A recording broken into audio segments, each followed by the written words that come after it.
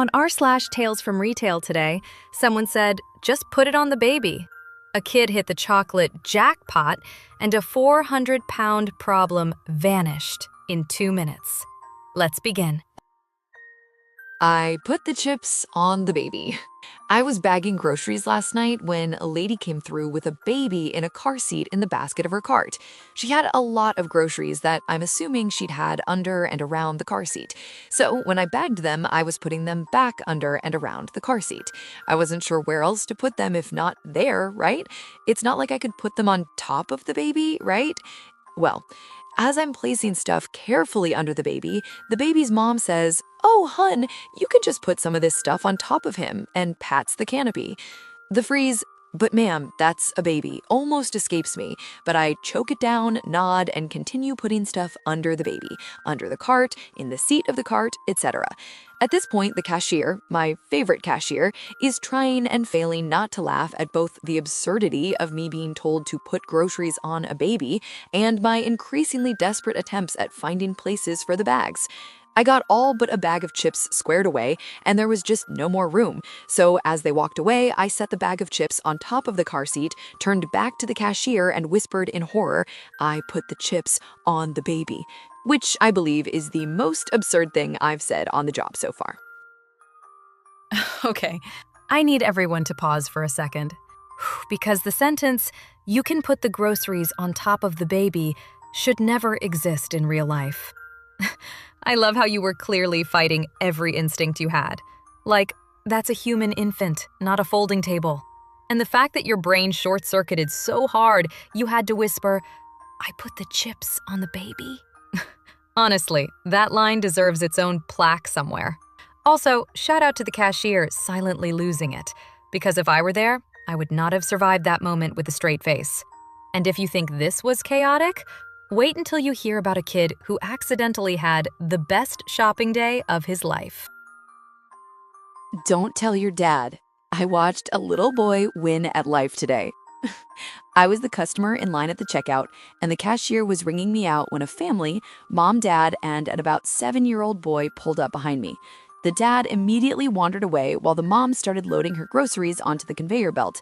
After she loaded a few things, she turned to the boy and said, "You were really good today. Would you like to pick out a chocolate?"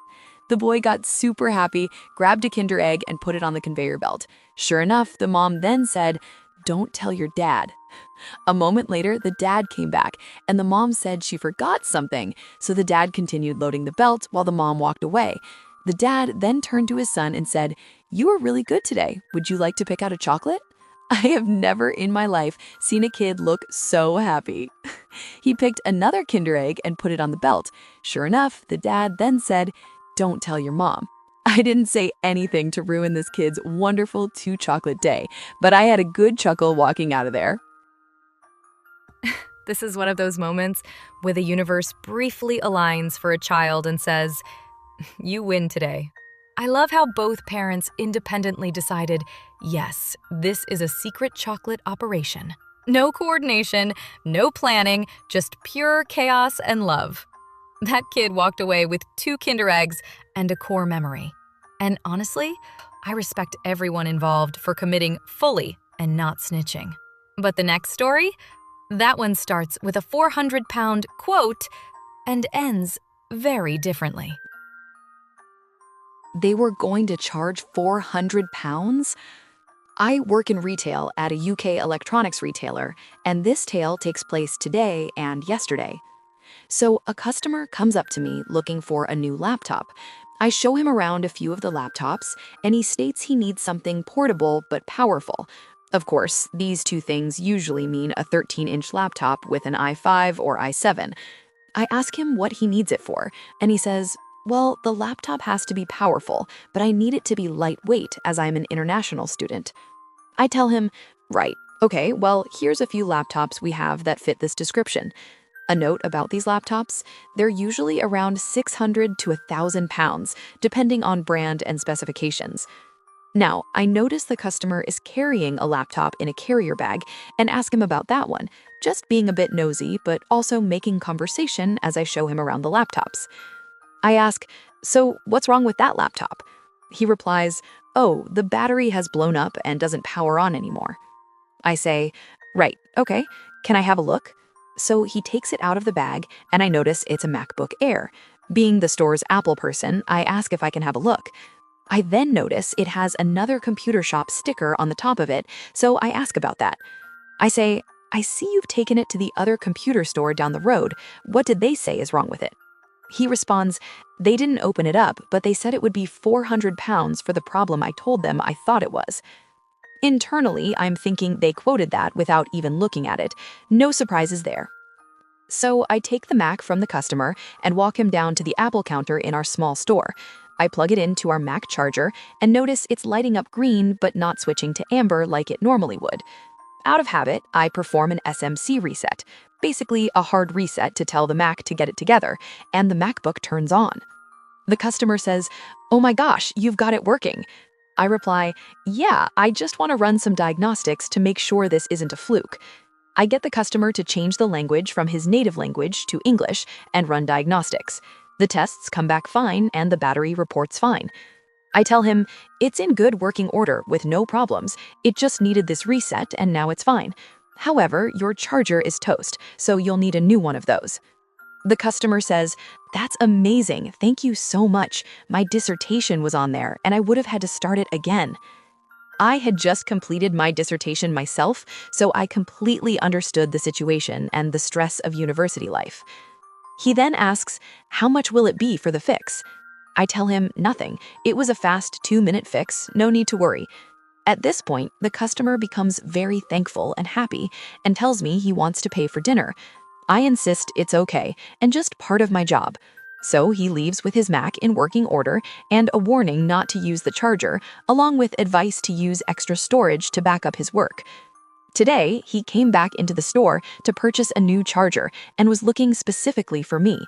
He had gone out and bought me a cake and macarons from a high-end cake shop.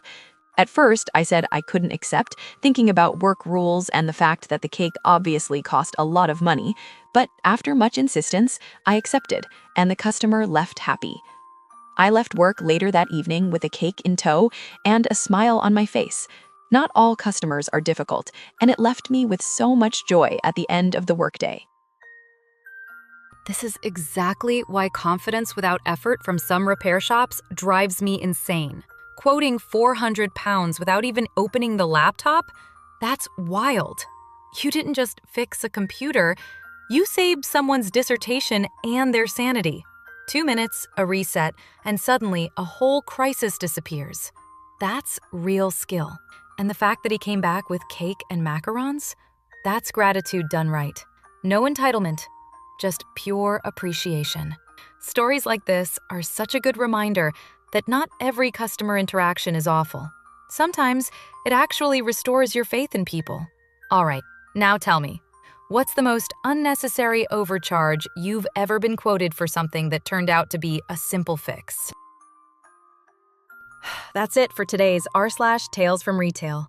I just survived a 10-hour shift, got yelled at over a coupon from 2003, and someone tried to return a watermelon with no receipt, and it was eaten.